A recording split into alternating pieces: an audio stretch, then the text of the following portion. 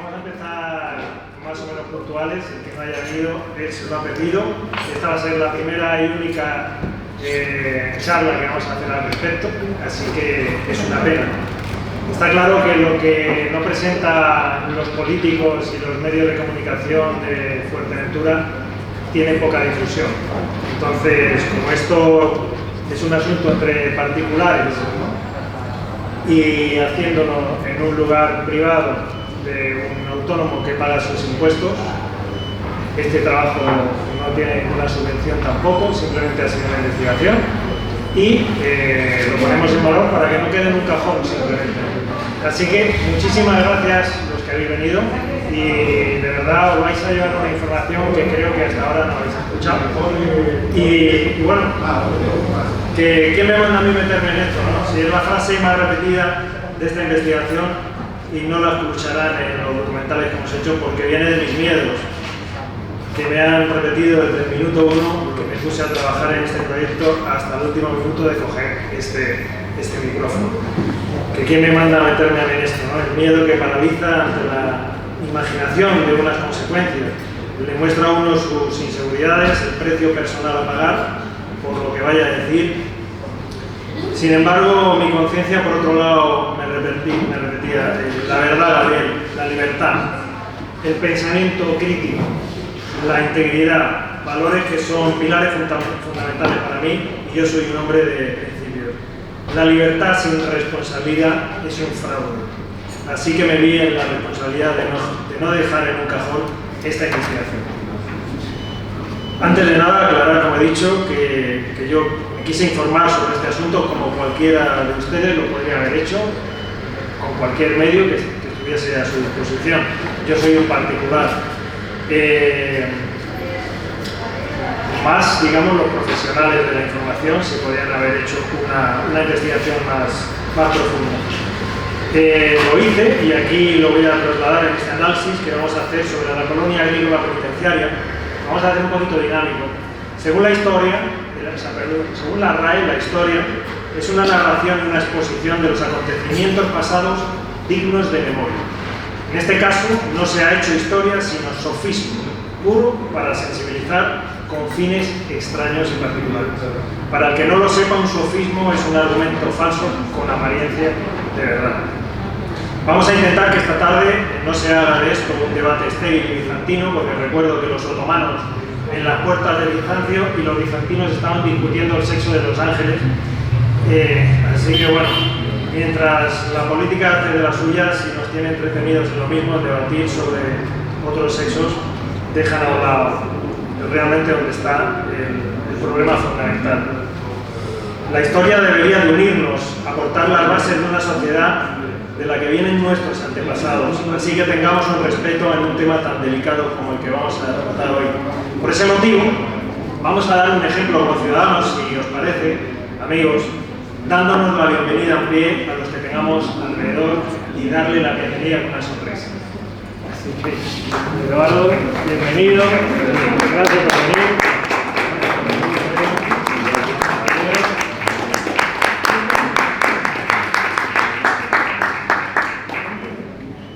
Esta será una charla abierta en la que cualquiera y en cualquier momento pueda alzar la mano y preguntar. Va a ser un debate.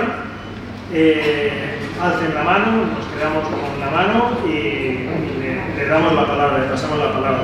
Y consuman, por favor, que hemos realizado este acto en este local y también, bueno, pues creo que honradamente necesita nuestra ayuda, ¿no? Porque para eso pagan sus impuestos. Por ello doy las gracias a don Rabino, Mateo, el propietario, por facilitar este tipo de charlas en este café de artistas, que ahora mismo en la cuarta con Broadway en Nueva York están diciendo ¿dónde está el local que estaba ahí? Bueno, pues lo han puesto aquí en Fuerteventura. Tenemos el privilegio de tener un local diferente aquí para que los artistas, ya sean escritores, escultores, pintores y pintoras, se puedan expresar. Y esto, por ejemplo. También doy las gracias a mis compañeros de hoy, que ahora presentaré, a Rafael, que ha estado amenizándonos con la guitarra, a David con el vídeo que vamos a hacer para el canal de YouTube, que luego podrán ver en unos días en el canal de mi canal, en Gabriel gabrielcapitan.com, en la página web, o en Gabriel Capitán en YouTube.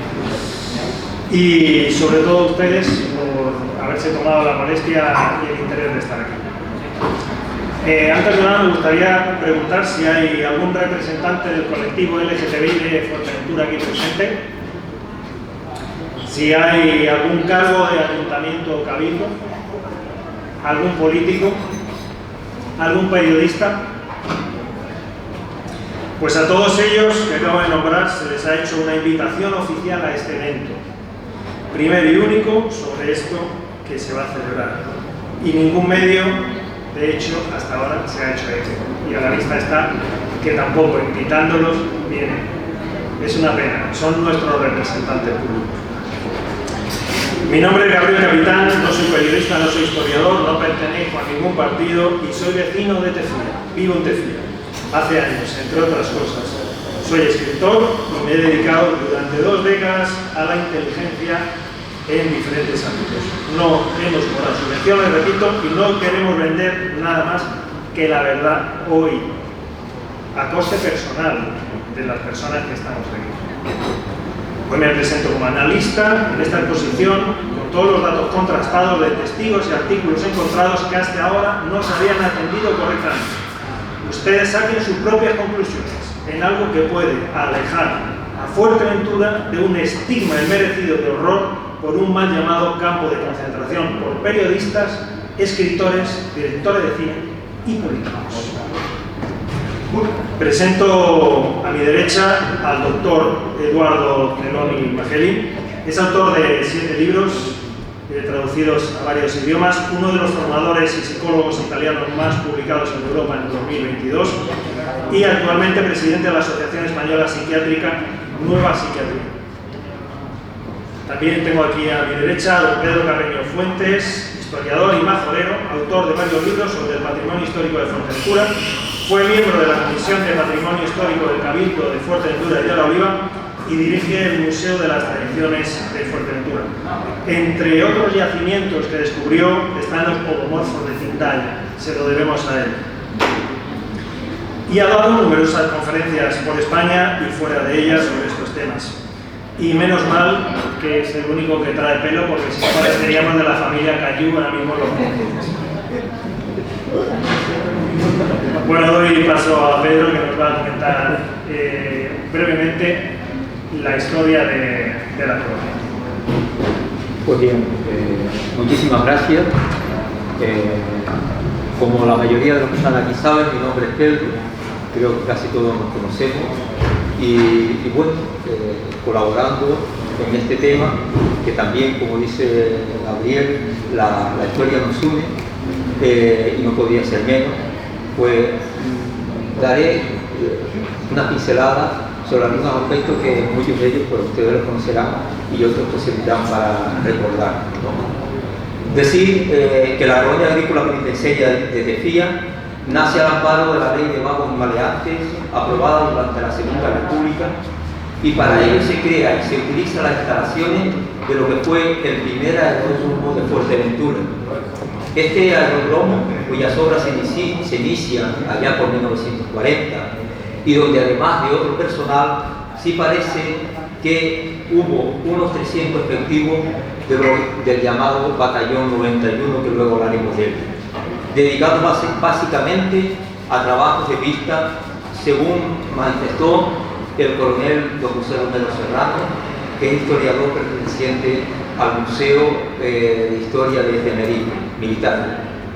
Estas instalaciones que habían quedado en desuso por la construcción y puestas en servicio del nuevo aeropuerto de Los Estancos son cedidas al Ministerio de Justicia, que las adecúa para el nuevo uso penitenciario y como tal funcionó desde 1954 a 1966, 12 años en total. Hoy, hablar de la colonia penitenciaria es sinónimo de dolor y sufrimiento. Y aunque esta historia bien pudo haber sido como la narran algunos, o también como la cuentan en las noches de Tefía, pero yendo a lo que pudo haber sido la vida de los internos de la colonia penitenciaria, puede que hayan quedado algunos otros aspectos y que al final fuera de otra manera. algo más cotidiano y sin tanto sensacionalismo, porque pudo haber sido así.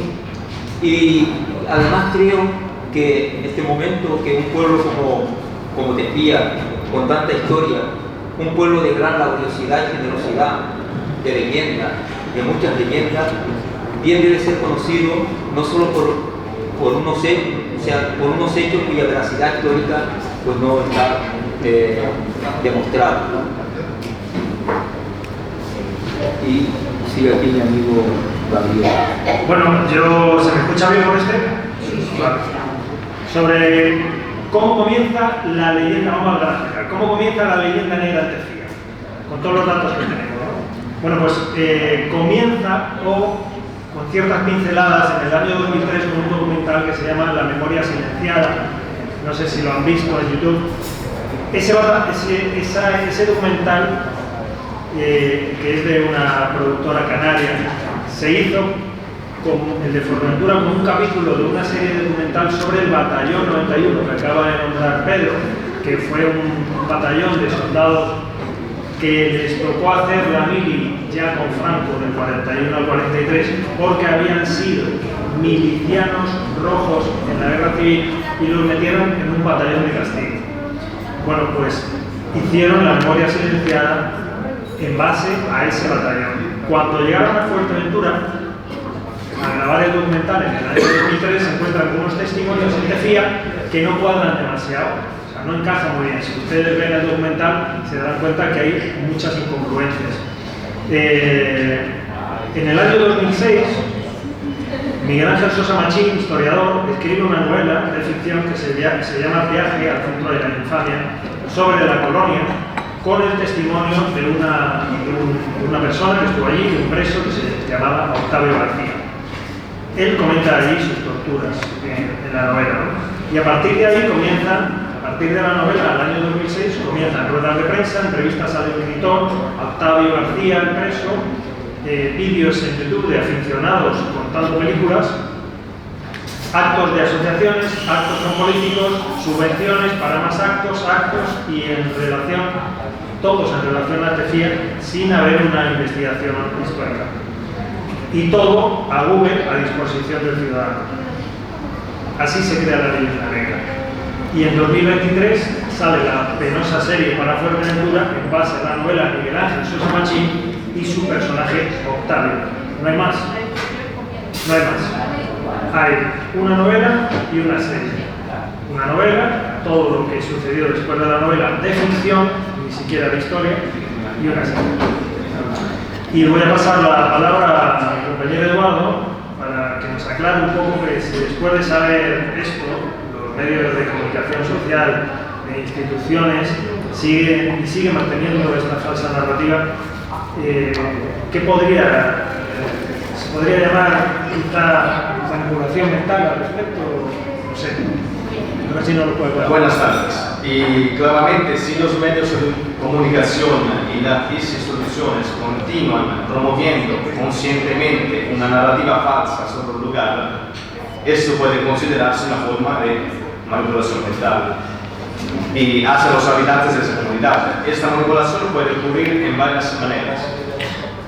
Modificación de la percepción de la realidad. Manteniendo una narrativa falsa, los medios y las instituciones pueden alterar la percepción que los habitantes tienen de su historia, cultura e identidad, influenciando la forma en que ven a sí mismo y su entorno. 2. Control de la información. A través de la difusión selectiva de información falsa o engañosa, las instituciones se pueden intentar controlar o influenciar la opinión pública, limitando el acceso a información precisa y diversa. Tercer punto es la creación de un consenso falso. La repetición constante de una narrativa falsa puede llevar a un consenso engañoso dentro de la comunidad, donde las personas comienzan a creer y aceptar la falsa narrativa como verdad debido a su utilidad. Este es uno de los principios de la propaganda, ¿no? Cuando uno repite una mentira 1000 veces, después la mentira se transforma en una verdad. Cuarto punto es la influencia en el comportamiento y decisiones. la manipulación de la información también puede influir en el comportamiento y las decisiones de los habitantes, llevando a elecciones basadas en una comprensión distorsionada de la realidad. Quinto punto, erosión de la confianza en las instituciones. A largo plazo, si se descubre que las instituciones han promovido intencionalmente información falsa, eso puede llevar a la pérdida de confianza en los medios de comunicación. ¿Has perdido confianza en los medios de comunicación? Totalmente. Hace tiempo ya. Y en las autoridades. También en las autoridades. A la vista está. Okay. Que no hay ni uno. Dañando el tejido social y la cohesión comunitaria. Sexto punto, impacto en la memoria colectiva y la educación. Y después vamos a hablar sobre la memoria colectiva. Y la manipulación mental de la información puede tener un impacto duradero en la memoria colectiva, influyendo en la transmisión de la historia y la cultura de las generaciones futuras de manera distorsionada. Entonces es importante que los medios y las instituciones operen con integridad y responsabilidad, asegurándose de proporcionar información precisa y veraz. La transparencia y el respeto por la verdad son fundamentales para mantener una sociedad sana e informada. Por ahora, a lo largo de la charla, vamos a ver bien lo que han comentado de falso y cuáles son las verdades sobre esta colonia de Tefía. Gracias, Raúl. Bueno, ¿cómo surge esta investigación? Yo estaba documentándome para una novela que estoy escribiendo sobre Tefía ambientada en los años 30. Tenía la documentación, estaba en un avión y la persona que estaba al lado mío se fija y comenzamos a hablar sobre Tefía y me empieza a contar que tiene un amigo que fue funcionario de prisiones destinado a Tefía. Digo, pero si tendrá 90 años, ¿no? Me dice, sí, 90 años. Digo, ¿y dónde vive? En Fuerteventura, ¿no? Digo, ¿cómo? En Fuerteventura. Yo era el primero que estaba concienciado de que esa era la cárcel de homosexuales. Y lo primero que se me vino a la cabeza fue, digo, ¿cómo un nazi de las SS puede vivir a media hora de Auschwitz? Digo, no me cabe en la cabeza. Y a ver si me puede pasar el teléfono. Y me pasó el teléfono, lo dejé estar. Y porque no iba con... O sea, la novela que estaba escribiendo yo está ambientada en los años 30. Y esto me pasaba ya de largo por lo menos 10-15 años. Pero bueno, me puse a leer artículos de prensa sobre la colonia, vídeos y demás, como ya he dicho, y todos seguían la misma... O sea, el 99% de los artículos eran campos de concentración y bueno, horrores, ¿no? Salvo un artículo escrito en el año 2019 y curiosamente es un artículo de un activista LGTBI de Canarias que se llama Víctor Ramírez. Y me sorprende que un activista LGTBI escriba este artículo que les voy a resumir en pequeñas frases, ¿no? 2019. Sobre la colonia agrícola de Tefía se han creado una serie de ideas erróneas basadas en interpretaciones equivocadas. Cito a Víctor Ramírez, no lo estoy diciendo yo. Datos exagerados y alguna intención de aclarar en aras de la verdad histórica. Algunos mitos creados en los últimos años alrededor de la colonia se han ido reproduciendo de diversa manera en textos periodísticos, obras artísticas e incluso en más de una obra académica. En esta época no estaba la serie, podían haber consultado lo de la serie, este artículo también, o a este hombre. Relatos inspirados por los testimonios de dos homosexuales, Juan Curbelo y Octavio García. De nuevo sale Octavio García, que es el protagonista de la novela que inició la leyenda negra. Con ciertas incongruencias en el relato de los testimonios, específicamente el de Octavio, que ofreció su testimonio cuando habían transcurrido más de 50 años, por lo que es posible que hubiera confundido hechos, nombres, cargos, o por ejemplo, que la colonia estuvo dirigida por un sacerdote, hecho incierto. Por favor, si podemos bajar la voz un poco ahí al fondo, chicos, gracias. Podemos bajar la voz un poquito. Los expedientes, sigo citando al activista Víctor Ramírez, los expedientes están en el Archivo Histórico Provincial Joaquín Blanco de Las Palmas de Gran Canaria. Y en dichos expedientes encontramos que la colonia agrícola acogió entre 300 y 350 presos en 12 años. Sin embargo, solo 20 de ellos lo fueron por disidencia sexual, menos de un 6%.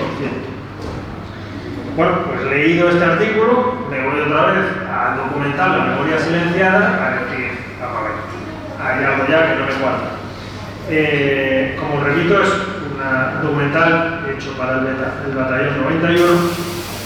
El capítulo de Fuerteventura fusiona erróneamente a los testigos, diciendo que unos que sufrían maltratos, otros que no, unos que eran homosexuales, otros que eran republicanos.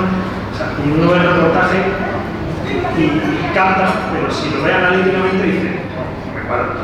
De hecho, hay uno de ellos que se supone que es de la colonia penitenciaria que dice que participa en aterrización de aviones en el aeródromo y que participó en la construcción. Y eso fue en el año 42. La colonia se inauguró en el 54. Bueno, pues me pongo en contacto con el documentalista de la productora, con Cirilo Leal, y él me dice, cito: en el momento, Gabriel, de realizar esta serie de documentales no se había investigado la colonia por no haber sido de interés hasta ese momento. Y que si ese mismo reportaje lo tuvieran que hacer a día de hoy, habrían aportado los datos que actualmente se saben y no los de hace 20 años que no tenían. Y bueno, voy a pasar la palabra a Pedro para que comente un poco pues, si ha habido esa pequeña... Perdón. Sí, por ampliar un poquito los dos documentales que hay, ¿no? La memoria silenciada y Piel. Efectivamente, mezcla con... Palabras de Piel es uno. Sí, también mezclan un poquito los Batallón 91 con la colonia. Es lo que hablamos de la en ese sentido. Pues bien, siguiendo con la dinámica esta, pues efectivamente la conclusión yo creo que ha sido bastante clara por todos los textos que leemos. Y mezclar los hechos ocurridos en Tefía con la historia del Batallón 91, donde las circunstancias fueron bastante diferentes, son hechos totalmente antagonistas que nada se superponen.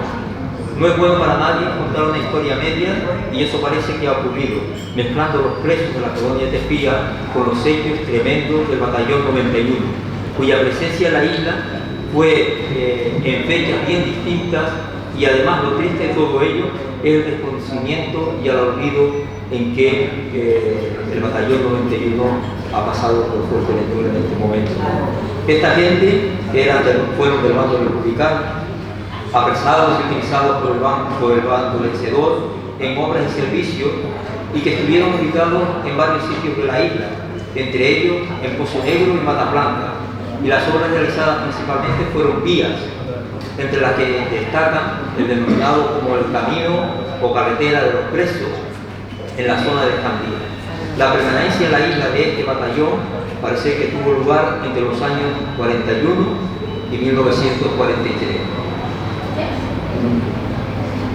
Bueno, yo me encontré con ese problema de memoria colectiva de hacer entrevistas en Los Llanos, en Tefía, en algunas estaba Eduardo. No sé si tienes algo que decirnos sobre el tema psicológico de cómo refuerza la Claro, y cioè, la pregunta que podemos hacernos es ¿cómo puede dañar la memoria colectiva el relato de una historia falsa soportando un pequeño pueblo? Puede tener repercusiones. Pensamos a los funcionarios que han trabajado en la colonia. Y mirando la serie La Noche de Tefía parece que son criminales, personas muy malas. Y penséis si personas que trabajaban en la colonia, alguien lo tenía que decir, era un criminal, era una persona muy mala. No es verdad esas cosas. Entonces, vamos a ver cómo la difusión de historias falsas sobre un lugar en un pequeño pueblo puede tener varias consecuencias negativas en la memoria colectiva de la comunidad. Aquí hay algunas formas en que esto puede suceder. Distorsión de la historia local. Si la historia falsa es aceptada como verdadera, puede alterar la comprensión colectiva de la historia local. Esto puede llevar a una percepción errónea de los eventos históricos, las tradiciones y la identidad cultural del pueblo. Pérdida de historias auténticas. Cuando una narración falsa se vuelve dominante, puede oscurecer o reemplazar historias auténticas y significativas. Y Pedro creo que puede contar muchas historias auténticas y significativas. Esto puede llevar a la pérdida de narrativas importantes que forman la verdadera identidad y patrimonio del pueblito. Influencia en el turismo y la economía local. Si el relato falso atrae turistas, podría tener beneficios económicos, claramente, a corto plazo. Pero a largo plazo podría dañar la reputación del lugar si los visitantes descubren la falsedad de la historia. Esto podría tener un impacto negativo en la autenticidad del lugar y en la confianza de los turistas. Porque claro, uno piensa, quizás han creado estas historias para que la colonia agrícola penitenciaria se transforme en un punto turístico, pero no creo que ha sido para esa motivación. Y si una estrategia, va a ser una estrategia a corto plazo, porque es más dañina que útil. El cuarto punto es el impacto en la educación y transmisión cultural. Las generaciones más jóvenes podrían crecer con una comprensión distorsionada de su patrimonio cultural y histórico. Esto puede afectar su identidad y la forma en que se transmite la cultura y la historia a las futuras generaciones. Quinto punto es conflictos y divisiones comunitarias. Y ya se ha verificado en las redes sociales cuando es verdadera. Mientras que otros la apoyan, esto puede llevar a conflictos y divisiones dentro de la comunidad. Sexto punto es el daño a la credibilidad. Si se descubre que la comunidad ha promovido activamente un relato falso, esto puede dañar la credibilidad del pueblo y de sus instituciones. Séptimo punto, efecto de las relaciones intercomunitarias. Si el relato falso involucra o concierne a otras comunidades o grupos, puede afectar negativamente las relaciones entre ellos, llevando a malentendidos o resentimientos. En general, la difusión de historias falsas puede tener un impacto duradero y potencialmente dañino en la comprensión colectiva del lugar y su identidad cultural. Es importante para las comunidades preservar y transmitir con precisión su historia y patrimonio cultural. Gracias, Eduardo. Yo tengo 70 años, me crié al lado de la colonia, de hecho, parte de la colonia pertenece a mi abuelo que lo cedió para hacer el aeropuerto y nos tendríamos que basar, hay dos épocas. Cuando yo era pequeña, estamos hablando que en esa época yo tendría entre 5, 6 hasta 8 años, cuando estaba todavía la gente allí. Pues hay dos épocas, como hemos dicho, la de el destacamento 91, que realmente fue doloroso, y sí hubieron muchas represalias y la gente ahí no era feliz, porque yo recuerdo como mi abuelo nos contaba todo lo que esas personas habían pasado y tal. Lo recuerdo, ¿sabes por qué? Porque cuando a ti te cuentan que una persona está ahí porque es mala, cuando tu inocencia de niño ve a las personas que están ahí, cuando yo las vi ya no estaba ese destacamento, ya era la colonia rural. Entonces, esas personas iban a casa de mi abuelo, donde yo estaba, pues todos los días por las tardes, a dialogar, a jugar a la baraja, a hablar, a cenar, cenaban y luego se iban y tal.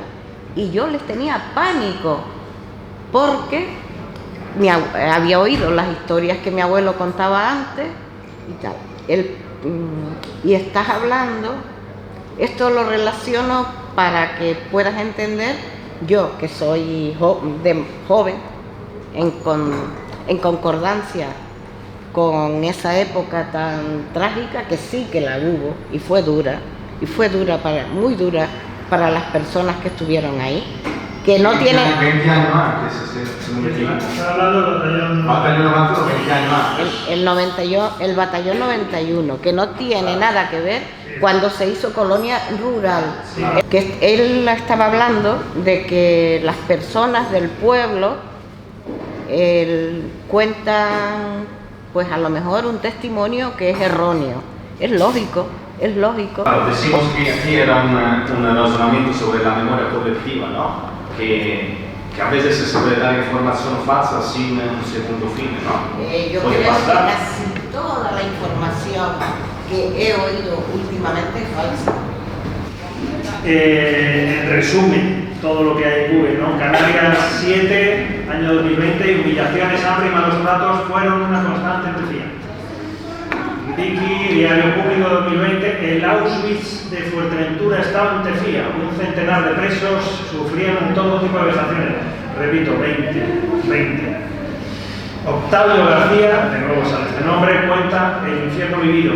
Diario de Fuerteventura, campo de concentración de Tefía, Fuerteventura, donde centenares de gays de toda España, repito, 20 y solo canarios, fueron torturados, sin demostrar, por su condición sexual. Unos hechos poco conocidos y sobre los que apenas hay referencias históricas. Tampoco este periodista se ha preocupado por buscarlas con nosotros.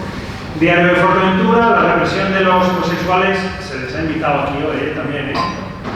Digo que se les ha invitado a todos los cargos públicos de la oposición, los que están en Cabildo y Ayuntamiento, consejeros y concejales de Igualdad y de Cultura, medios de comunicación social, todos los de Fuerteventura, mediante un comunicado oficial, y la asociación Habitat y LGTBI. No ha venido nadie. Está, perdona, ha venido Juan. Ah, es verdad. Está Juan, no te había visto. Bueno, vecino del pueblo de Tefía también, Gracias por venir. un poco más joven que yo. Sigo confiando un poquito en la política. Fíjate. Diario de Fuerteventura, la represión de los homosexuales durante el franquismo en Tefía. Entrevista al creador del cómic El Violeta. Este explica que su intención fue la de escribir una historia de ficción, ¿vale? Y que visitó los barracones del Auschwitz de Fuerteventura. Miguel Ángel Romero en Cinemanía dice: allí murieron numerosas personas. Allí no murió nadie. El historiador Miguel Ángel Sosa Martín recogía la tragedia en Viaje al centro de la infamia como manual para crear la serie Las noches de Tefía de Miguel Ángel de la. O sea, aquí ya el propio autor de la novela y el director de la serie en la entrevista le dicen que es lo único que utilizaron como manual para la serie de Tefía, una novela de ficción histórica. Entre los nombres de aquellos que consiguieron escapar estaba Octavio García, Octavio García. El periódico de España entrevista al director de la serie, al escritor de la novela. Quien lo dirigía fue un carmelita descalzo estricto y severo. El activista Víctor Ramírez, en el anterior artículo, lo desmiente, como hemos dicho, y se supone que este hombre, Miguel Ángel Sosa Martín, es historiador. El escritor coincidió con Octavio García y le relató cómo fue sometido a látigos, fustas y varas le redimían su terrible pasado, su pecado con ello. Apenas comían un mendrugo de pan en cada jornada y únicamente se les permitía ducharse los sábados con el agua turbia que antes habían extraído de un pozo.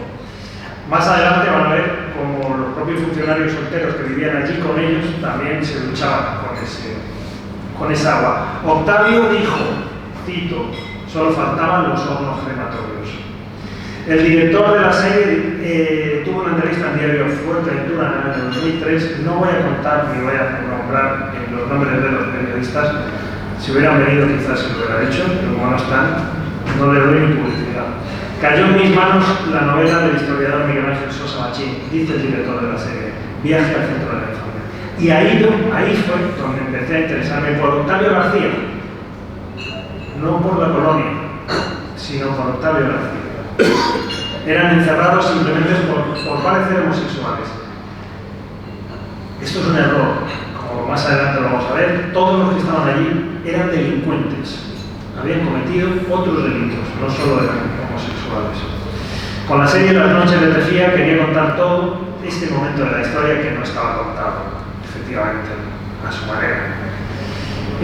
Una serie que, por cierto, los bajoderos no salen para nada bien parados. Para mi gusto, salen lucrándose con la fabulación de los funcionarios corruptos y torturadores y aprovechándose la desgracia de los presos. Con todo esto, pues digo, voy a hablar con el director de la serie. Me pongo en contacto con Miguel Ángel del Arco, el director de la serie. En todo momento dice que no quiere participar de ninguna entrevista conmigo, que de dónde vengo, que quién soy, que qué preguntas le tengo que hacer. Digo, mire usted, no sé a cuántas entrevistas se ha enfrentado, pero no se cuentan las preguntas antes de una entrevista. Pues entonces, en esos términos no voy a colaborar. Simplemente lo que quería era saber la fuente de información para la serie y me remitió a Octavio García. Es una pena que no esté vivo. Y efectivamente, murió en el 2018, que en paz descanse, y es una pena que no esté vivo porque nos hubiera encantado hacer un careo con los testigos que hemos cogido posteriormente y haberle realizado una entrevista. Sobre Octavio García les voy a comentar, fuera ya del tema periodístico y de los artículos que les acabo de leer, que es el 99% de lo que hay en Internet. Es el único testimonio, el único de 300 o 350 presos que denuncian torturas. Una denuncia pública, no judicial, cuando la tortura es un delito que no prescribe. Un delito que está en el 78 del Código Penal español. Fue detenido en el año 55, estando 1 año y 4 meses en Tejía. Recibió 12.000 euros en el año 2009, una indemnización por su detención en la aplicación de vagos maleantes. O sea, la misma indemnización que recibió cualquier otro que no fuera homosexual. No se la dio tampoco una indemnización judicial, sino el gobierno. Murió en 2018, como he dicho, y siempre dijo, en todas las entrevistas, incluso en la presentación del libro, que fue detenido tan solo por haber sido homosexual y no haber cometido ningún otro delito.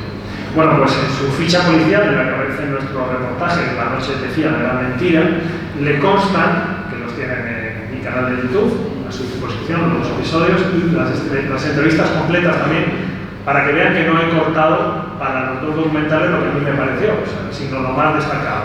Tiene las entrevistas completas de todos los testigos para que las vean para que las vean y se aburran con ellas. Bueno, pues en su ficha policial le constan antecedentes penales antes de ser acusado de homosexual.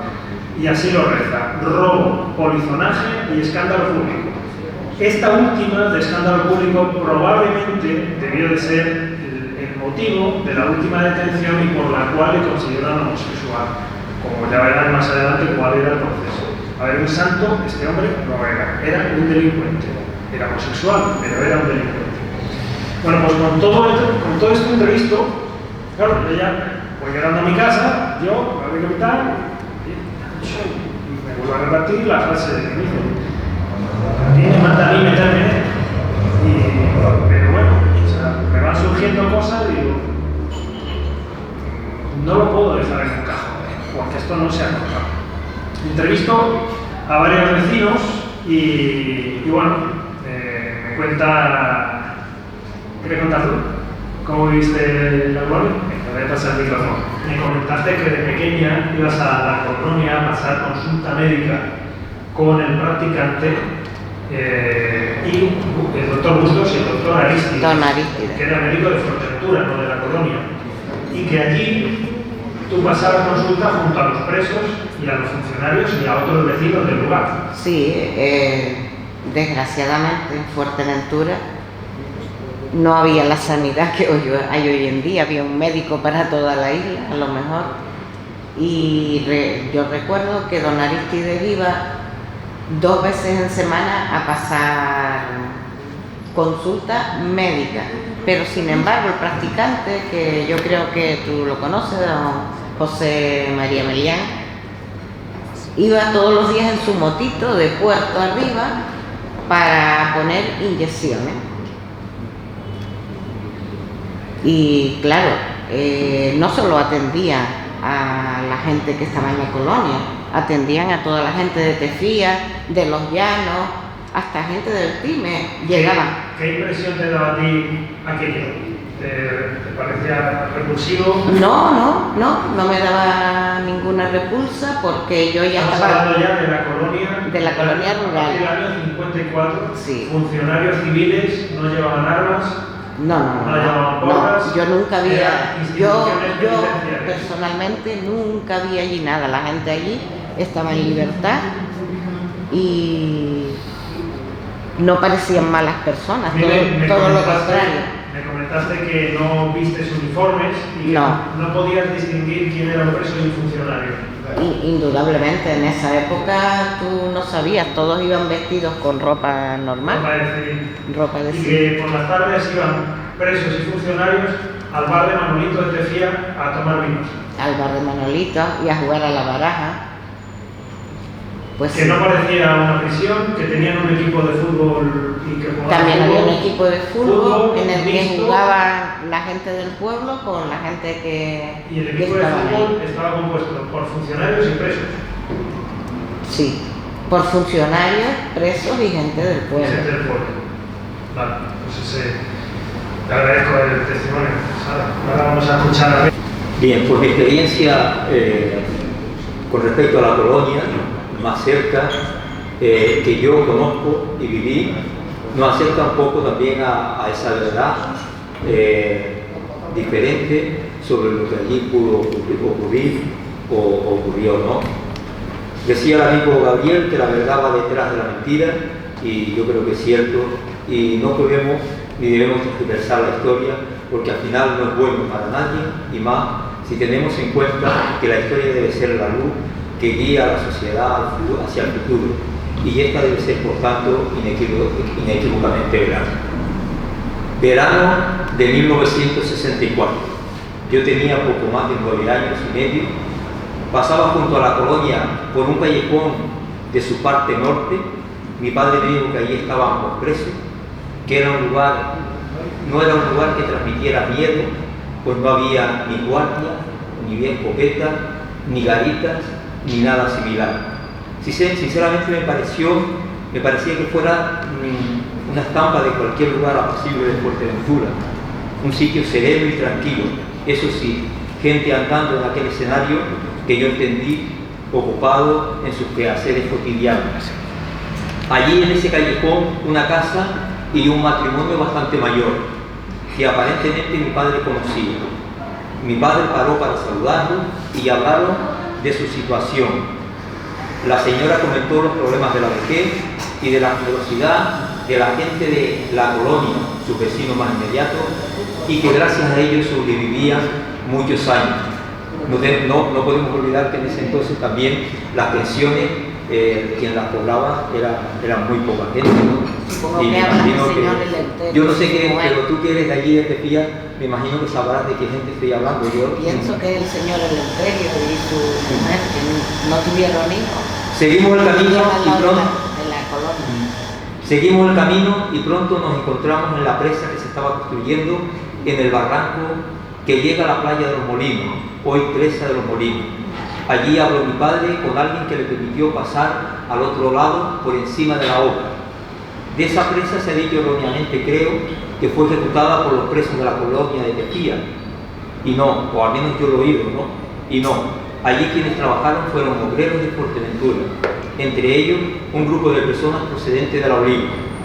Venían en bicicleta hasta la Matilla, donde eran recogidos por un camión que los llevaba hasta la obra y los volvían a dejar en la Matilla al final de la jornada. El camión de mi padre. Luego regresar a La Oliva nuevamente en bicicleta. Me decía, bastante cansado venía ya para empezar a pedalear desde allí hasta La Oliva. Así me lo contó Ramón Cabrera, que vive todavía, y hay otras personas más que trabajaron en ese tiempo allí. Continuando con nuestro recorrido, mi padre y yo regresamos desde el Cigarrón al siguiente día por la parte sur de la colonia. Era domingo. En su parte delantera, en las inmediaciones del molino, sobre un campo improvisado de tierra y algunas piedras, jugaban un partido de fútbol entre residentes y al menos un grupo de jóvenes que había venido de La Oliva de mano de Domingo González. Este era novio de la hija del jefe de la colonia, con la que luego se casó más tarde, y había organizado por lo que se decía dicho encuentro. Tenía un camión en el que había transportado a los chicos hasta allí. Mi padre lo localizó y habló con Domingo para ver si nos llevaba para la Oliva. Le dijo que sí y que le esperara en el bar de Manolito. Así que hasta allá fuimos para esperarlo. Allí me tomé la primera cerveza de mi vida, que como no había nevera, con 9 años y medio, no había nevera ni nada, aquello parecía, bueno, me la tomé casi obligado, porque estaba muy caliente. En aquel bar había gente de la colonia, apurando las últimas horas del domingo. Uno sentado, yo recuerdo hace un poco que estaban jugando algo, y otro tomando algo en la barra, seguramente con el mismo mal gusto que me resultó para mí aquella cerveza. El camión de Domingo llegó ya bien de noche. Nos subimos detrás en el boquete, junto con los jóvenes que habían venido al fútbol. Un frío tremendo hasta la orilla. Lo idílico que me ocurrió en ese camino fue la vista de las luces tintineando sobre el lomo del pueblo de Pingaya. Me parece una imagen que todavía recuerdo como algo idílico, ¿no? Pero no solo, bueno, esta fue así un poco alguna vivencia, pero hay otras, ¿no? Como que los presos participaban en actos populares de los pueblos. Ellos iban a la Oliva, en las solemnidades, en las fiestas principales, y cantaban en el coro de la iglesia, y eso a la gente le daba un valor extraordinario, ¿no? Tero Brito, en su magnífico pregón de la Peña del año 2022, comentó que su padre los llevaba para que arrancaran la cementera de la Rosa Nueva, donde ellos, creo que sí, yo no entendí Rosa Nueva, sí, que era medianero o algo así, Tero, el padre. Iban a la colonia, hablaban con ellos, y que en un día terminaban de arrancar lo que la familia hubiese tardado como mínimo un mes.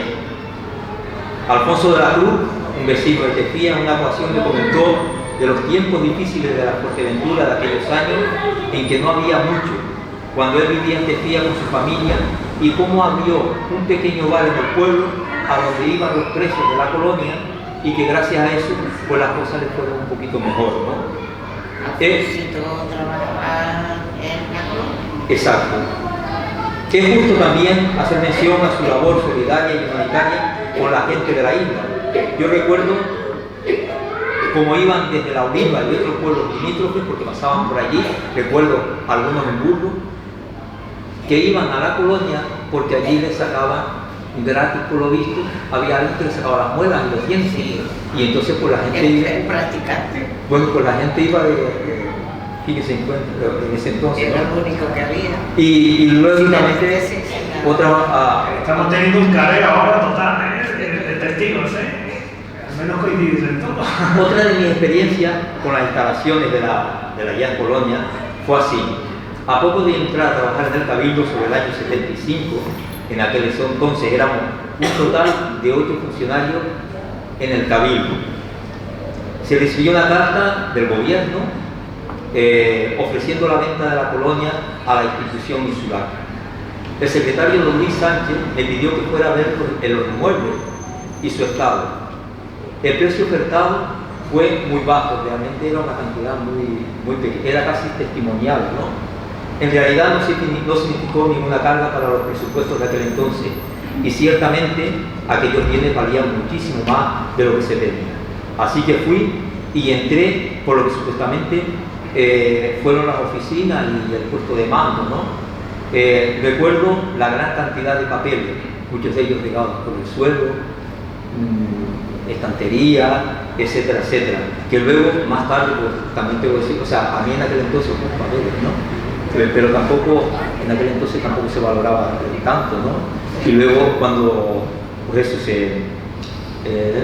a ver, sí.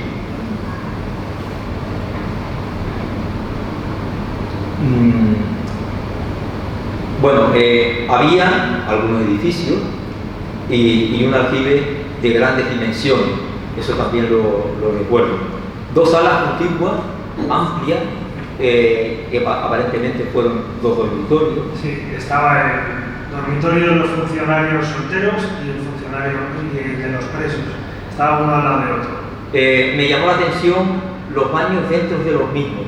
O sea, al fondo había un lujo que en Fuerteventura no era habitual, al menos así me pareció a mí, cosa que nosotros todavía en Fuerteventura no había mucho, ¿no? A partir del edificio central estaba la vivienda de los guardias, un salón exento, supuestamente el comedor, cocina y unos baños.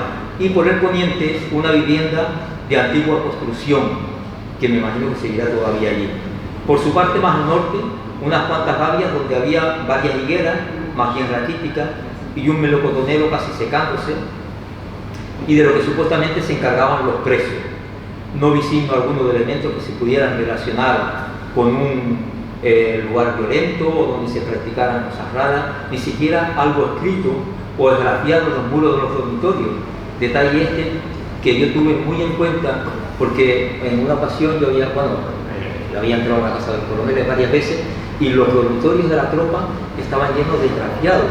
O sea, habían poesía, escritos contra Fuerteventura, contra los de la Oliva, contra todo. Y allí las paredes estaban prácticamente limpias.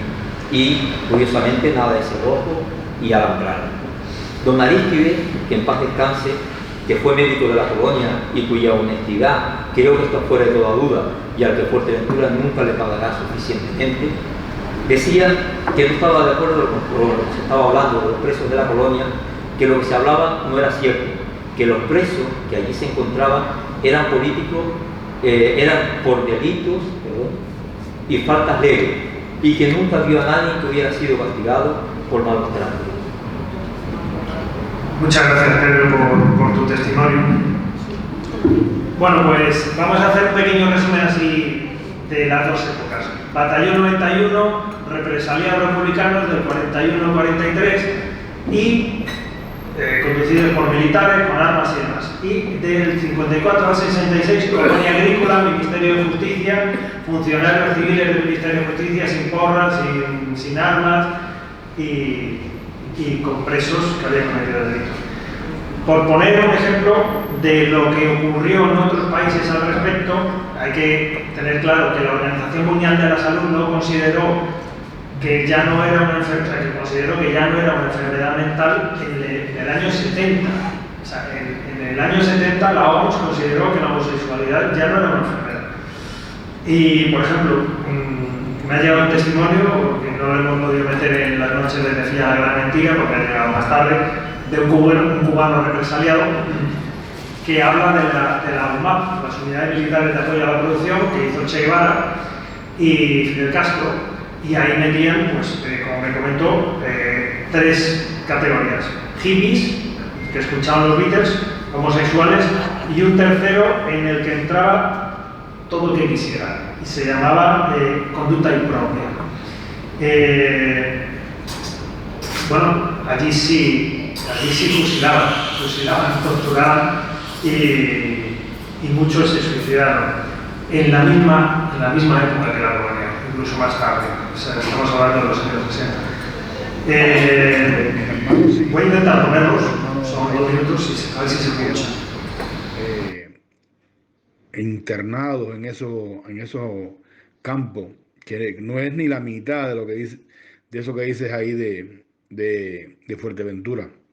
Aquello eran barracas de paja, de guanos, hechas en el medio del campo, y el piso era la misma hierba del campo, y con hamacas de sacos, dormían ahí en litera. Y todo esto eran jóvenes. Bueno, mis hermanos eran campesinos, eran hijos de mi padre, lo metieron preso sin ninguna culpa ni nada, sin ningún tipo de prueba. Estuvo preso 3 años y mis hermanos estuvieron cerca de año y pico hasta que mi tío los pudo sacar de ahí, porque eso eran muy jóvenes.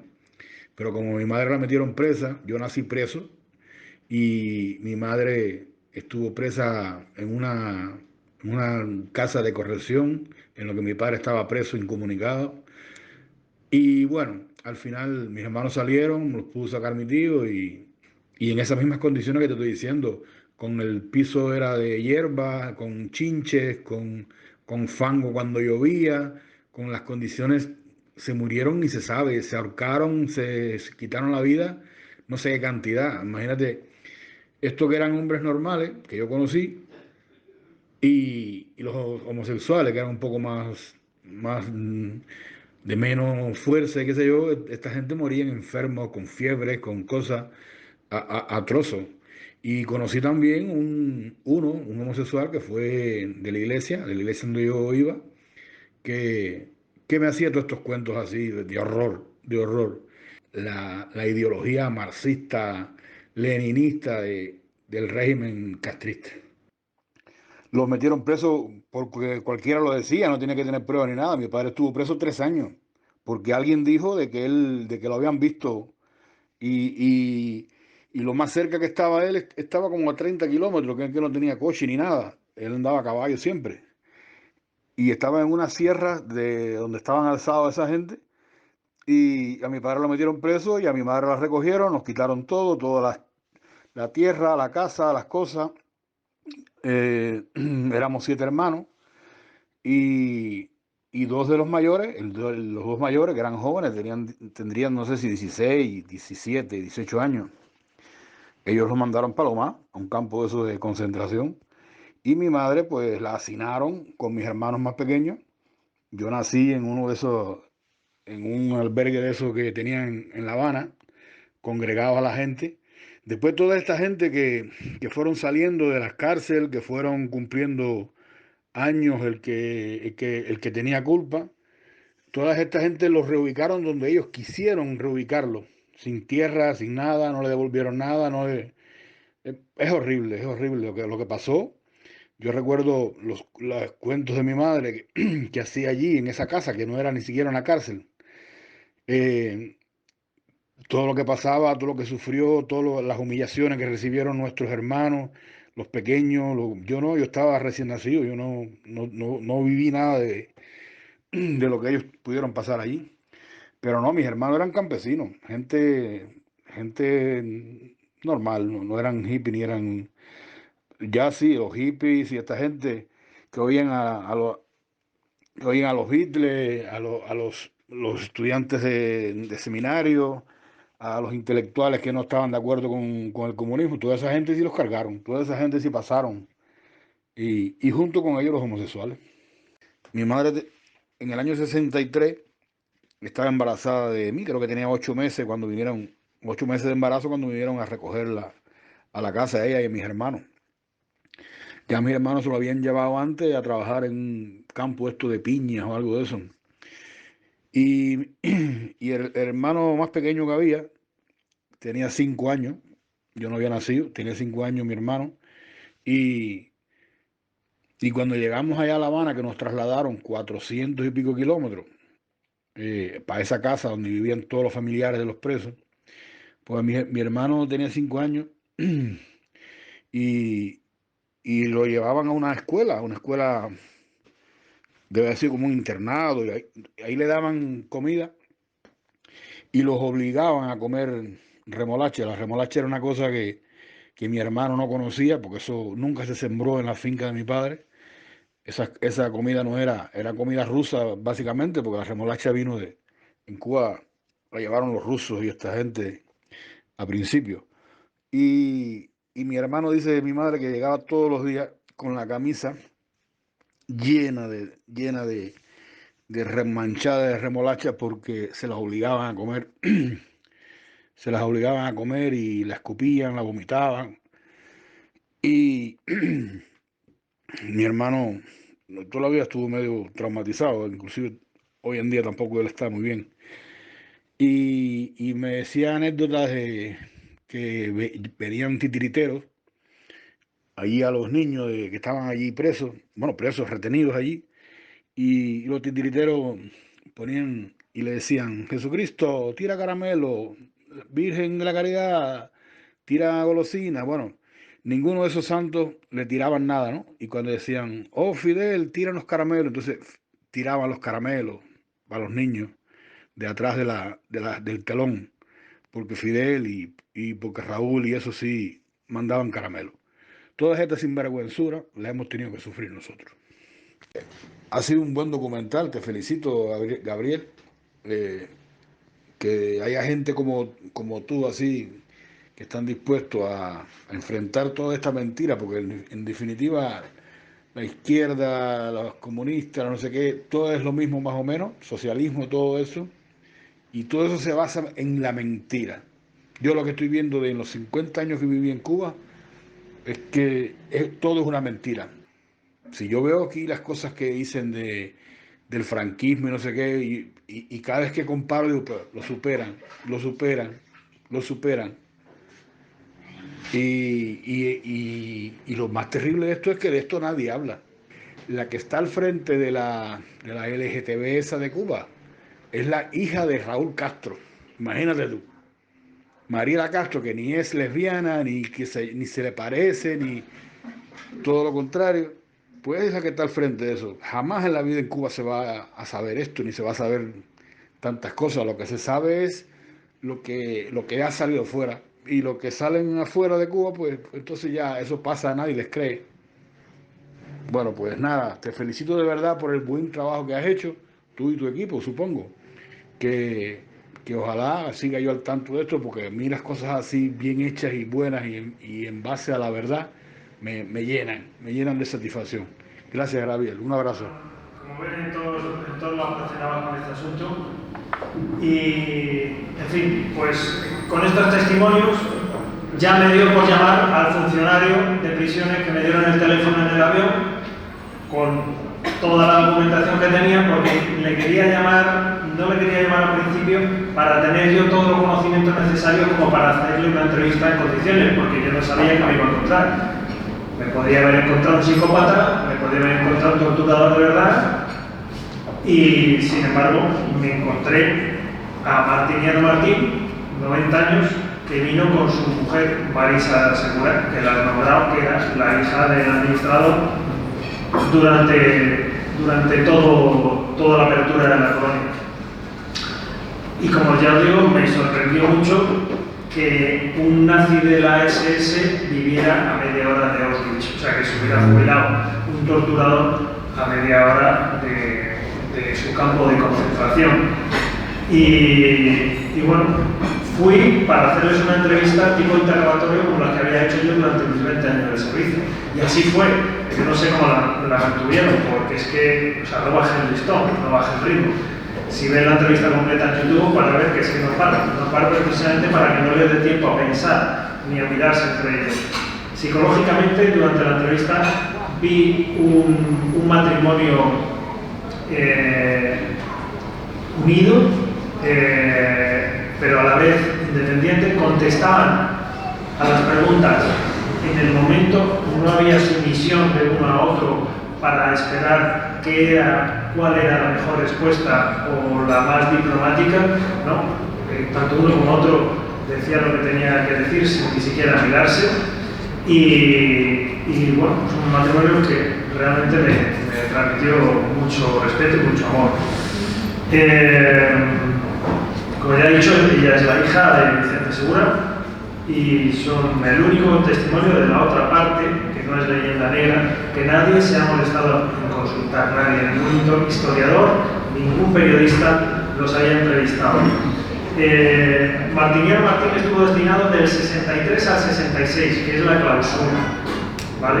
Época además en la que estaba basada la serie Las noches de Fía, que son esos años. Pero Marisa fue una sorpresa, porque yo no la conocía, se presenta a ella y dice: mi mujer y me cuenta la historia de que es la hija, digo, que he muerto. Digo, pues aquí salen dos entrevistas ahora mismo, pero es que incluso la de Marisa fue más interesante que la de Martiniano, porque Marisa estuvo en la inauguración y en el cierre. En la inauguración como hija del administrador y en el cierre como ya la esposa de uno de los funcionarios. Surgió el amor en la colonia de Turquía. Una pedazo de familia enorme, casi todo vive en el pueblo de Turquía. Vale.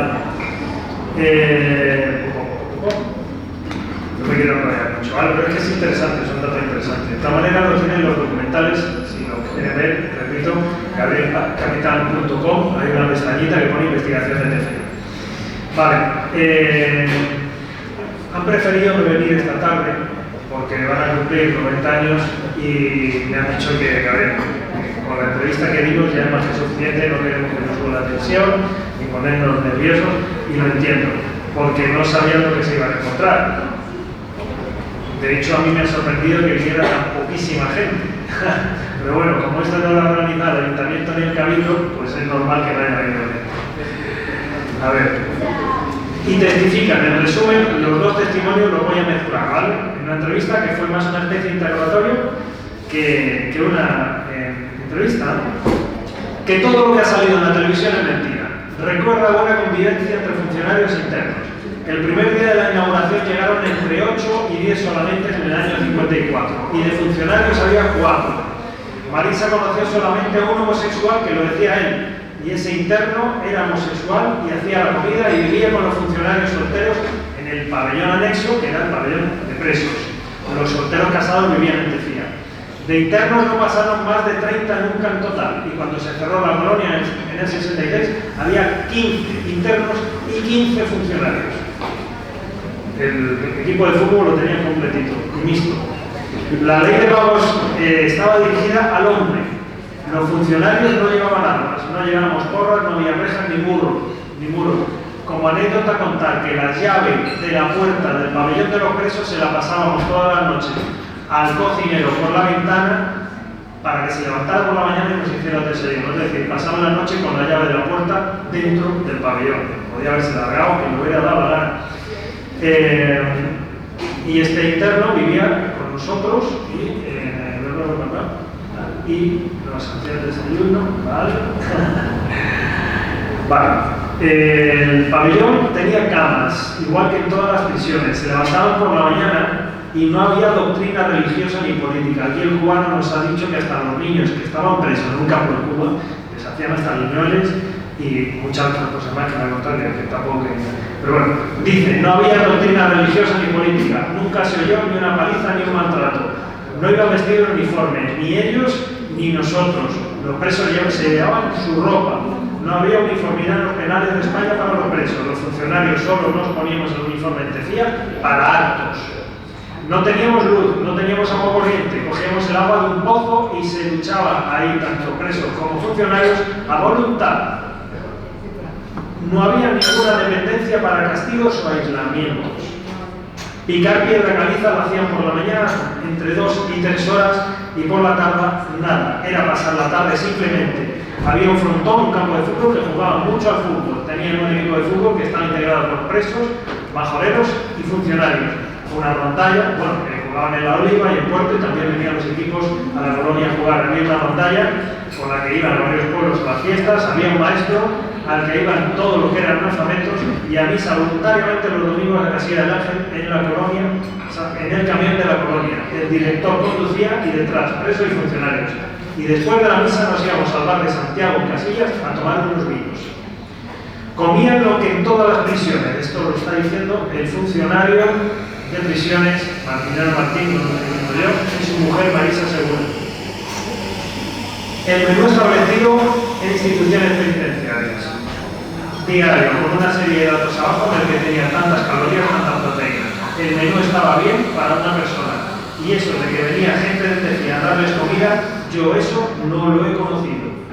Los informes del comportamiento del interno siempre eran buenos y al salir venía Juan Pedro con su taxi, se llevaba al que habían puesto en libertad a puerto y cogían un barco pagado por la institución. Ninguna agresión de funcionarios internos en sus años de servicio allí, ni falta de respeto a ningún expediente. Había una buena relación. Les da vergüenza ahora mismo decir que trabajaron allí. Son 2 personas de 90 años con familia. Si en algún sitio he estado relajado y tranquilo con un trabajo nada exigente, sino más bien vagueando, fue en la colonia de Tefía. Nombra también al doctor Aristides, médico de Fuerteventura, no de la colonia. Una vez me llamó por teléfono hace años, que teníamos mucha amistad, y sobre esto de Tefía precisamente me dijo: oye, tenemos que ir a la televisión tú y yo a dejar en evidencia a ese señor, hablando de Octavio García, que estuvo el otro día en un programa, pero nunca llegamos a ir, porque era una cosa de él. Ha tenido encuentros con presos, como sucede en la serie, pero muy diferentes. Me encontré con un interno que es Pontefía y fui invitado a la inauguración de un bar que inaugura Las Palmas. Nos conocíamos ya de viejo y de haber pasado 2 años juntos en la colonia, el de preso y yo de funcionario. Bueno, pues me encuentro con esto y llego a mi casa y digo, a ver, ¿quién me manda a meterme en esto? ¿Y qué hago yo con esto? Digo, pero es que era la única entrevista que habían concedido. Nadie se había interesado por ellos, por la otra parte. Digo, voy a contrastar esto. Google, lo que podía haber hecho cualquier periodista, lo que podía haber hecho cualquier historiador. Google, máximo experto en represión homosexual en España. Doctor Guillermo Portilla, catedrático de Derecho, Universidad de Jaén. Teléfono. Señor Portilla, ¿me puede conceder una entrevista? Sí. ¿Le importa que se publique? No. Gabriel, a tu disposición. Vale. Guillermo Portilla. Con varios libros sobre la represión franquista, ¿vale? Entre ellos varios de Tefía. Cito parte de la entrevista, le resumo.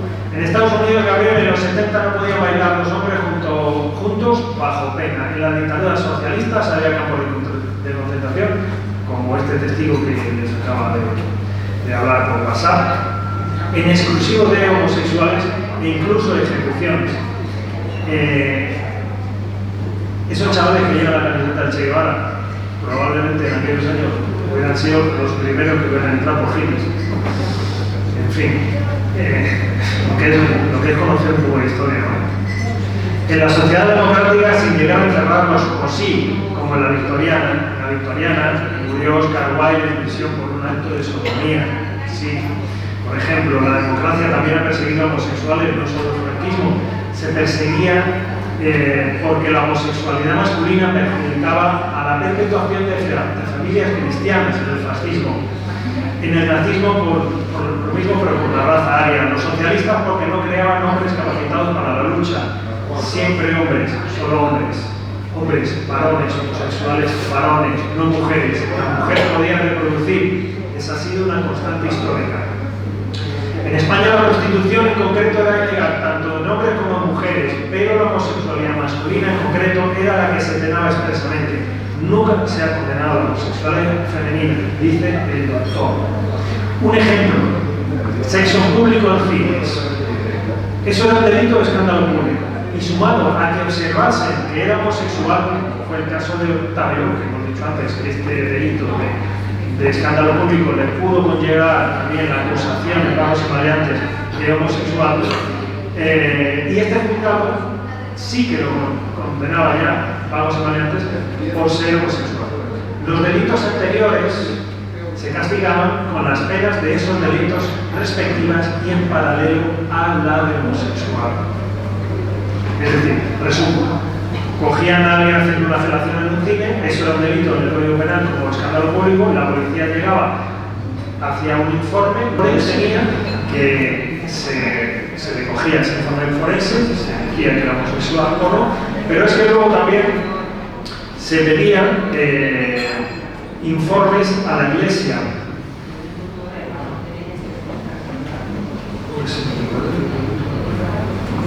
Sí.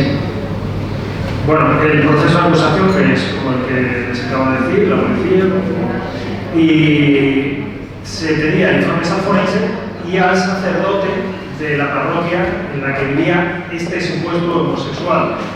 Y generalmente, dice el catedrático, protegían al reo diciendo, por ejemplo, este señor tiene novia, quería casarse, o que vive con sus padres, o está comprometido. Es decir, el informe de la Iglesia normalmente en estos casos siempre era positivo, intentando defender al homosexual, algo que también me chocó.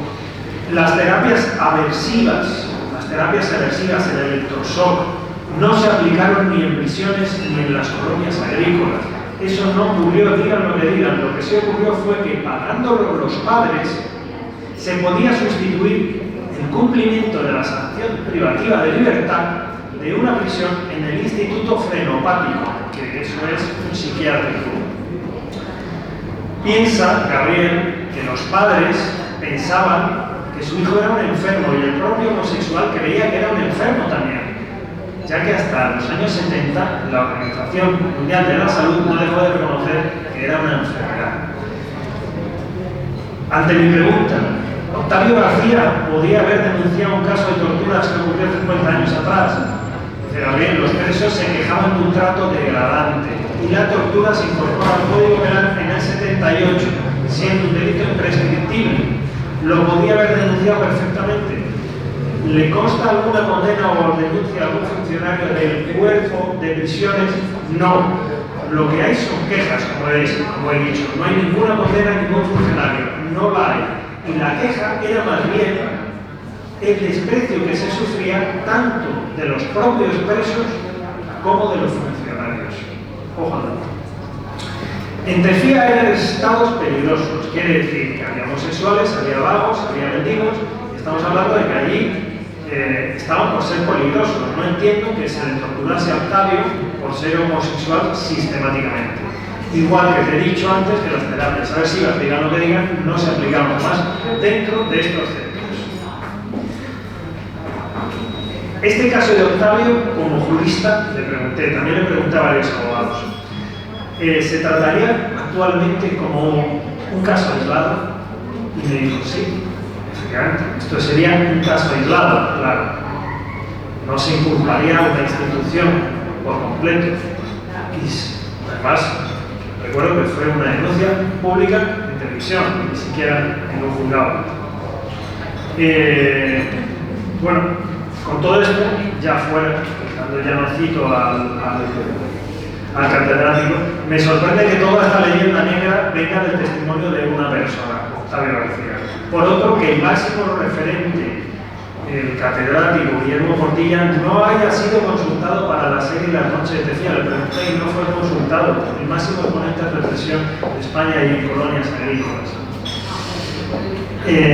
Remitiéndome el director de esta serie a la novela Viaje al centro de la infamia. Quiere decir que esta serie, bajo mi punto de vista, tiene una enorme falta de rigor histórico. Mi conclusión, a la falta de colaboración, porque a Miguel Ángel Sosa Machín, el escritor de la novela, también me puse en contacto con él, voy a ampliar la conversación porque es que no merece ni la pena mencionarla. Me pidió las preguntas, que a quién estaba entrevistando, y mire, no se lo voy a decir.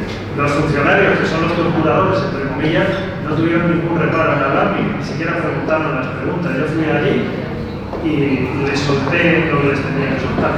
Bueno, pues las dos únicas personas que se han negado a una entrevista son el director de la serie Las noches de Tefía y Miguel Ángel Sosa Machín, el escritor del libro en el que está basado Las noches de Tefía. Bueno, cuando uno, bajo mi experiencia profesional de investigación del Centro Nacional de Inteligencia, en el que estuve 21 años, cuando no se quiere proporcionar una información sobre algo, suele ser por dos motivos. Por ocultar la verdad o porque simplemente no ocurrió. Y una información en mal estado, se lo aseguro, una información en mal estado puede causar mucho perjuicio a una persona y muchísimo más a una sociedad, tan perjudicial como una mala alimentación. Yo, como profesional de la inteligencia, siempre cualquier dato lo daba por falso. Y mi investigación consistía en descubrir si era verdad. Le daba una falsedad. ¿Por qué? Pues porque a lo mejor la denuncia venía condicionada por una persona que quería o que tenía algún tipo de interés en contra de esa persona. Entonces se tiene que llamar supuestos a todo. Bueno, aquí me gustaría que Eduardo comentara su último punto, que es muy interesante en este aspecto psicológico. Sí, y claramente hemos descubierto algunas verdades también hoy, ¿no? Podemos decir, ¿no? Y también la investigación que ha hecho Gabriel han sacado fuera algunas verdades. Los testigos de Martiniano, Marisa, el doctor Portilla y todas las informaciones que han buscado han salido fuera algunas verdades, ¿no? Que no son claramente las de las noches, la serie TV, La noche de Tefía. Ok, ahora hacemos una pregunta. Si se descubre la verdad, sí, hago una hipótesis claramente, si se descubre la verdad y no se difunde por los medios de comunicación y las instituciones, ¿qué vamos a pensar? Porque han hecho sobre todo tu gran trabajo y todo.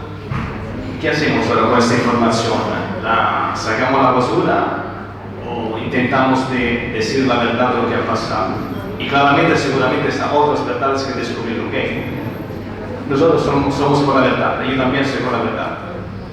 Entonces, si se descubre la verdad sobre un determinado asunto, pero los medios de comunicación y las instituciones eligen no difundirla, hay varias consideraciones e implicaciones a tener en cuenta.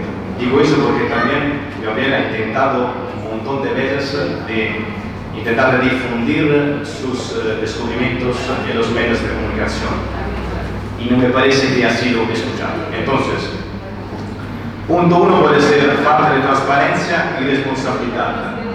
Tal decisión sugiere una falta de transparencia y responsabilidad por parte de los medios y las instituciones. Su principal responsabilidad debería ser proporcionar información precisa y confiable al público.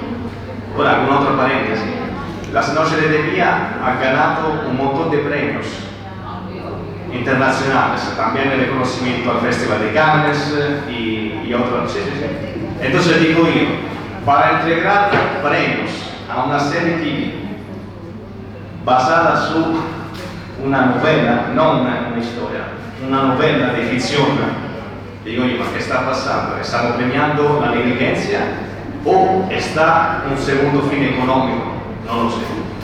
Creo que tenemos que hacernos algunas preguntas. El punto 2 es eso. Si no se divulga la verdad, dos puntos. Posibles motivos ocultos. La no divulgación podría indicar que hay motivos ocultos o intereses que guían las acciones de los medios y las instituciones. Podría haber un deseo de proteger o ciertos individuos, organizaciones o de mantener el status quo por razones políticas, económicas o sociales. Tercer punto, erosión de la confianza pública. Cuando los ciudadanos se dan cuenta de que no están recibiendo información completa o veraz, esto puede llevar a una erosión significativa de la confianza en las instituciones y en los medios. Esto puede tener repercusiones negativas en la cohesión social y en el funcionamiento democrático de la sociedad. Cuarto punto, riesgo de desinformación y especulación. La ausencia de información oficial y veraz puede crear un vacío que luego se llena con desinformación, especulaciones y teorías de conspiración. Esto puede llevar a mayor confusión y desinformación entre el público. Quinto punto, deber ético de informar. Los medios y las instituciones tienen un deber ético de informar al público. Ignorar este deber puede ser visto como un fracaso en su responsabilidad fundamental de servir al interés público. Sexto y último punto, demanda de mayor responsabilidad e integridad. El descubrimiento de tales prácticas debería impulsar al público y a otras entidades a demandar mayor responsabilidad e integridad por parte de los medios y las instituciones. Esto puede incluir demandas de mayor transparencia, investigaciones independientes y reformas para prevenir futuras ocurrencias similares. En conclusión, si los medios y las instituciones eligen no difundir la verdad o no interesarse sobre un tema importante, es una señal alarmante que requiere atención, reflexión crítica y posiblemente acción por parte del público y otras entidades responsables. Estamos por la verdad y espero que alguien se interese a difundir lo que realmente ha pasado en Delfia y no lo que nos cuenta la serie tipo La Noche de Delfia. Muchas gracias. Agradeceros la tertulia y quería hacer un comentario. ¿No será este señor Octavio era peninsular? No, canario. Venía de la prisión de Las Palmas por el delito de robo y por información. Y mira, Gabriel, ¿no será que este señor de esta serie, basada en esa novela que yo no he visto, sin más, tenía el fundamento de hacer una serie más que nada lucrativa, un poco una serie lucrativa, al margen de que fuera basada en un hecho real o histórico. Tal vez este señor lo que quiso de alguna manera es plasmar en esa serie algo como inventado, o sea, sacado de la realidad. Es una serie de ficción. Hombre, la serie yo no sale nada. Si cogemos Las noches de Mejía y los presos que son homosexuales son represaliados republicanos, coincide en todo con el batallón 91, uniformes. Sí, la creo, pero ¿sabes qué pasa? Que muchas veces, incluso con películas maravillosas como Ridley Scott, siempre hay apuntes que puedan de alguna forma echar por tierra muchas de las escenas que aparecen en esas grandes producciones. Quiero decir que tal vez este hombre, este director, en ningún momento quiso ser fiel a esa leyenda negra, sino que inventó una serie aprovechándose de, ¿no? En la entrevista que digo antes, lo está diciendo. El propio director declara que ha sido fiel a la ficción. Es una historia de ficción, pero que ha sido fiel a la realidad histórica que él tenía a su disposición. Eso dice. Sí, lo he leído. Que base a la novela Viaje al centro del examen. O sea, son declaraciones del propio director, aunque la serie, por supuesto, la tienen que vender como ficción. Porque, a ver, si ahora mismo en una institución como Telefónica hacemos una serie de este tipo, Telefónica se puede querellar perfectamente, sin ningún tipo de duda. O la oficina de correo de Puerto Rosario. Horror en la oficina de correo de Puerto Rosario. Se puede querellar. Una cosa es que haga una historia de ficción y otra que haga sensacionalismo. Bajo mi punto de vista es una serie muy sensacionalista, falta de rigor histórico, y a la vista está que es que no ha querido ni siquiera una entrevista. Y es más, creo, yo me he encontrado aquí en Fuerteventura al hacer los dos documentales con críticas por parte de majoreros. ¿Hacia tu persona? Hacia mi persona, por supuesto, siempre tengo críticas, no lo voy a negar, porque soy una persona libre que habla claro. Si tengo que pedir disculpas, las pido, pero soy una persona muy largo para pedir disculpas. Pero lo que opino lo digo, y no entro en política. El alcalde ya me conoce. Les estoy diciendo que no ha muerto nadie, no ha habido tortura, que hay testigos. El catedrático lo está diciendo, que un activista LGTBI está diciendo que solo hubo 20. Y aún así necesitamos ese afán de victimismo en Fuerteventura de que aquí ocurrió un desastre. ¿Y quién eres tú para hablar de esto? Pues el único que ha hablado. Oye, les estoy poniendo unos papeles y una investigación por delante, no solo yo, sino otros investigadores, diciendo que aquí no pasó nada. Bueno, es que es una versión muy edulcorada. ¿Y por qué no pudo ser una versión edulcorada? Ustedes han escuchado los cubanos. ¿Por qué no pudo ser así? ¿Pudo ser o no pudo ser? Yo no lo estoy diciendo. Como todo, Octavio pudo sufrir torturas. ¿Por qué no? Yo he sido militar muchos años. He estado en unidades muy duras.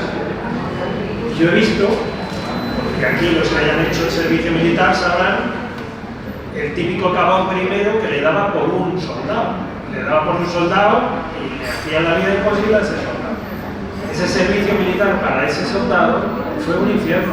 Para los demás de su unidad, no, porque ese cabo primero se centró en ese soldado. Quizá Octavio sufrió malos tratos por un funcionario, no lo sabemos, pero de ahí a que solo faltaban los hornos crematorios, me parece además un descrédito total para los que sí estuvieron en campos de concentración.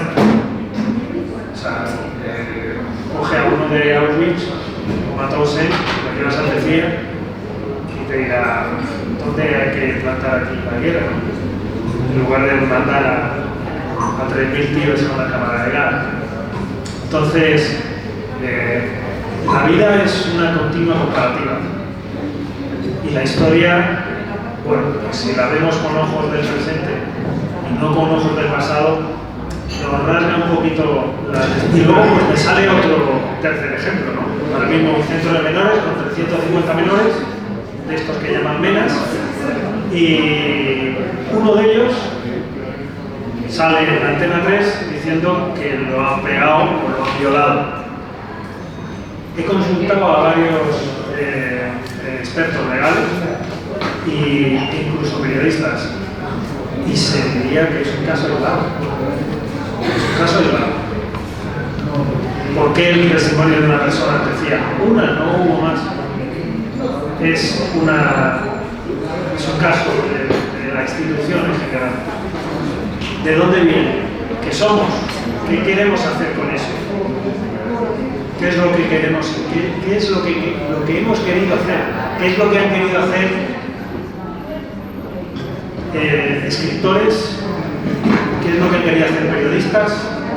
Y vuelvo a repetir para los que han venido más tarde. La leyenda negra comienza con un documental en el año 2003, antes no se sabía nada de la colonia, en el 2000 un documental que confunde testimonios nuevos, una novela en el año 2006 y ahora todos los actos que se provocan con esa novela.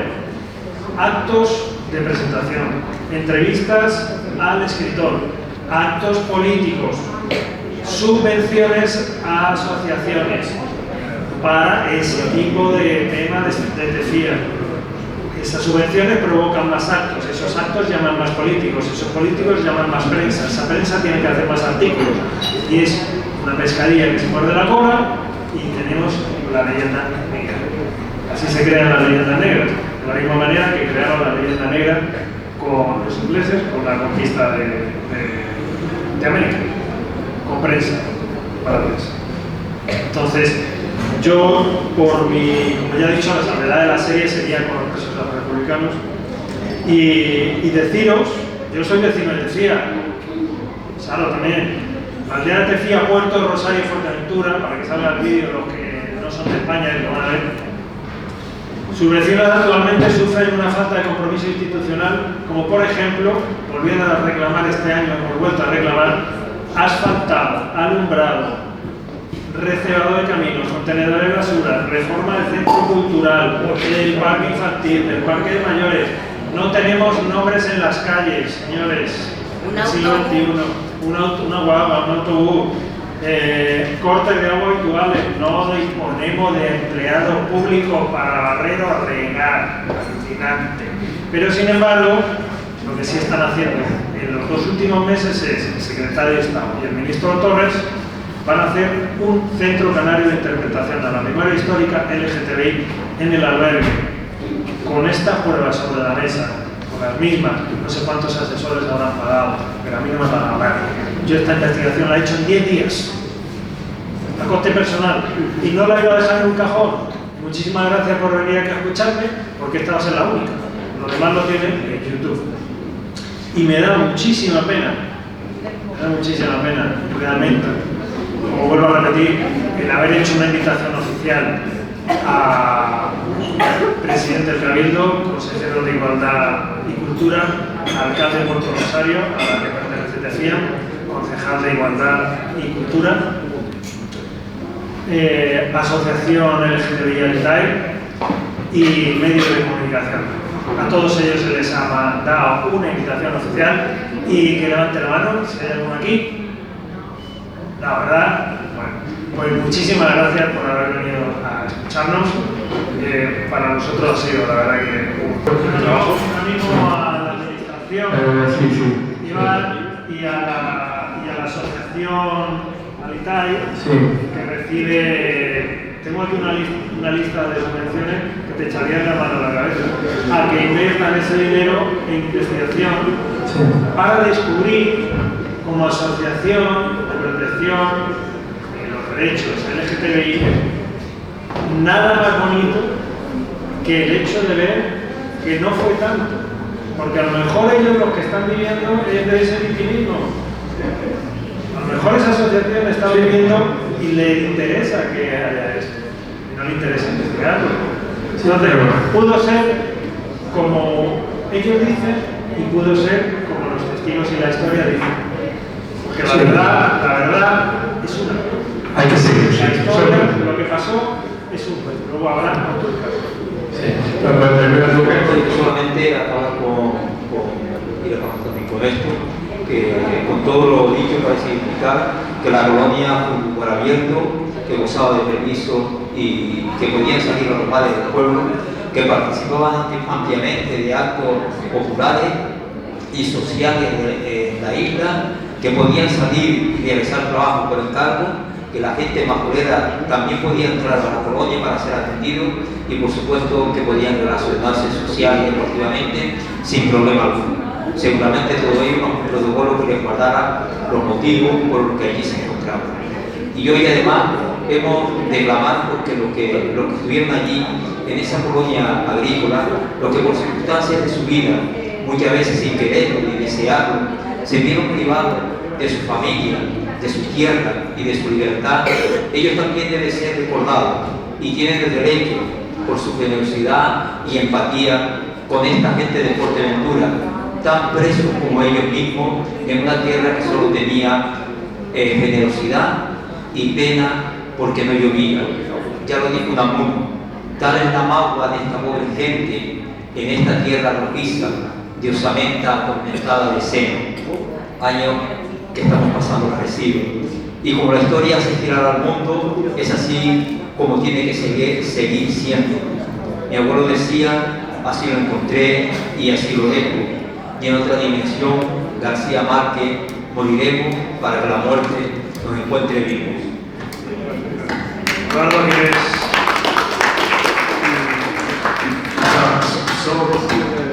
que sería maravilloso mañana ver en todos los medios de comunicación qué bien no ha pasado nada de malo en la colonia agrícola organizada de Fuerteventura.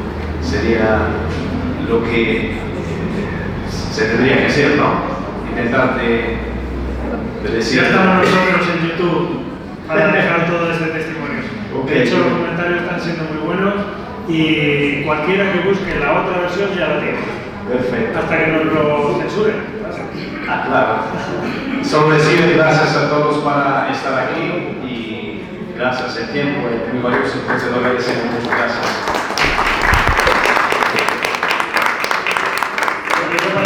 Para clausurar la reunión, enormes gracias a los que habéis venido. Los que no han querido venir, ellos lo han perdido. Por desgracia, la gran mayoría de los invitados oficialmente les pagamos todos nosotros el sueldo y en subvenciones e indirectamente los medios de comunicación también, porque se nutren de numerosos anuncios de cabildo y ayuntamientos. Así que al final nuestro dinero está ahí. Finalizar diciendo que, bueno, me gustaría alentarles a todos, hasta los que están hablando ahí atrás, claro que sí, alentarles a cultivar el pensamiento crítico, ante todo sin obsesionarse, con pericia de un buen lobo de mar, porque la libertad no es más que el poder hacer lo que debemos hacer. Y en este caso, nosotros, tras hablarlo, hemos ejercido nuestra libertad, porque teníamos el deber de poner en valor esta historia nueva sobre la colonia agrícola penitenciaria de Fuerteventura. Muchas gracias.